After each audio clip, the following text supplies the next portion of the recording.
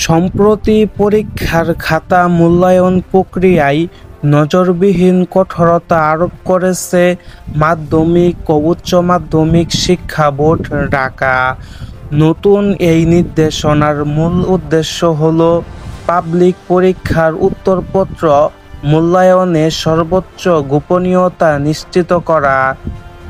বোর্ডের ভাষায় স্পষ্ট হুঁশিয়ারি, কোনো পরীক্ষক তার দায়িত্ব অন্য কাউকে দিলে কিংবা দায়িত্ব পালনে গাফলতি করলে তার বিরুদ্ধে আইন অনুযায়ী কঠোর ব্যবস্থা নেওয়া হবে। এমনকি হতে পারে 2 বছরের জেল কিংবা জরিমানা।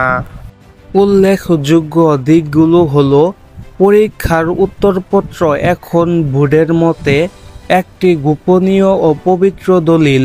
কেবলমাত্র নিয়োজিত প্রধান পরীক্ষক অথবা নির্ধারিত পরীক্ষকরাই খাতা মূল্যায়ন করতে পারবেন। শিক্ষক, শিক্ষার্থী বা পরিবারের কেউ যদি খাতা হাতে পান, সেটি হবে সরাসরি আইন ভঙ্গ।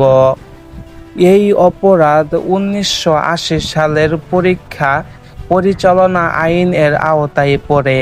তাই কোনো ধরনের অনিয়ম বা দায়িত্বহীনতা প্রমাণিত হলে তার শাস্তি বাধ্যতামূলক। এই নির্দেশনা ইতিমধ্যে ঢাকা বোর্ডের আওতাধীন সব শিক্ষা প্রতিষ্ঠানে পাঠানো হয়েছে।